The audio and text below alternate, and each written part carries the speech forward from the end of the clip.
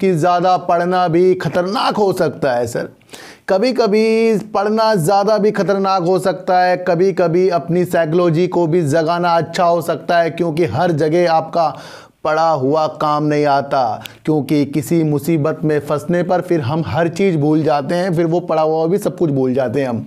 तो वहाँ पर एक काम आती है, वो काम आती है कि किस तरीके से दुख और सुख से बाहर निकला जाए, किस तरीके से अपने पोर्टफोलियो को समझाया जाए। क्यों समझाया जाए? क्योंकि हम डर पर ही अपने पोर्टफोलियो को खाली कर देते हैं, या किसी बड़े व्यक्ति का टारगेट नीचे की तरफ आया तो हम डर जाते हैं, या किसी व्यक्ति का ऊपर की तरफ टारगेट आया तो हम खुश हो जाते हैं।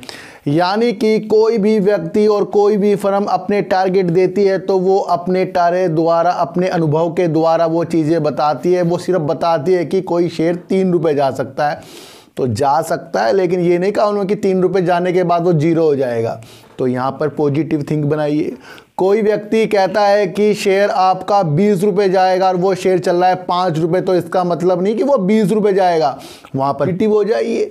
तो ये सारी चीज़ें होती है अपनी साइकोलॉजी से आएगी सर। ये चीज़ों को ही समझने के लिए मैं ज़्यादा से ज़्यादा वर्क ना किसी के बोलने पे, किसी के बयान पे, किसी की न्यूज़ पे, किसी की सोच पे, ये जो चीज़ें मैं करता हूँ इसके द्वारा मैं वीडियो बनाता हूँ। इसलिए ज़्यादा से ज़्यादा पढ़ने के बाद थोड़ा सा अपने दिमाग बुद्धि को लगाया जाए, क्योंकि जब हम असफल हो जाते हैं ना तो कोई नहीं कहेगा कि आपने पढ़ाई ख़राब की है, पढ़ाई अच्छी की है। सब कहेंगे कि आपकी बुद्धि ख़राब है। क्या कहेंगे सब? दोस्त बाद में किसे देते हैं कि आप दोस्त देंगे कि हमारी बुद्धि खराब है, यानी कि हमने जो सब कुछ पढ़ा वो सब बेकार हो गया। क्यों? क्योंकि आपने कुछ सही नहीं किया।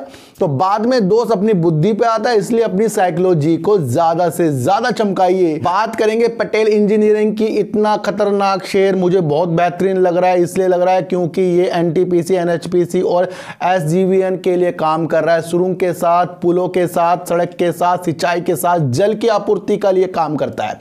इसको मैं आपको बेस्ट बता रहा हूं, इसलिए बता रहा हूं क्योंकि इसके काम की क्षमता आने वाले दिनों के लिए है। राइट इशू के माध्यम से शेयर नीचे मिल रहा है और काफी दिनों तक नीचे ही मिलेगा, लेकिन इसकी क्षमता हमें अब ये देख लेनी चाहिए कि ये बड़े बड़े बीडरों में उछल रहा है। यानी कि L1 बीडर में ये सबसे ऊपर आने की छलांग लगा चुका है, जो करीब सिंचाई परियोजना है 1567 करोड़ रुपए की। उसके अंदर ये सबसे कम बोली लगाने वाला एक कंपनी बन गई है। यानी कि ये नंबर 1 कंपनी आ रही है जिसने सबसे कम बोली लगाई है। परियोजना कितने की है? 1567 करोड़ रुपए की। यानी कि कोई भी कंपनी अगर कम बोली लगाती है तो उसको पहले देखा जाता है।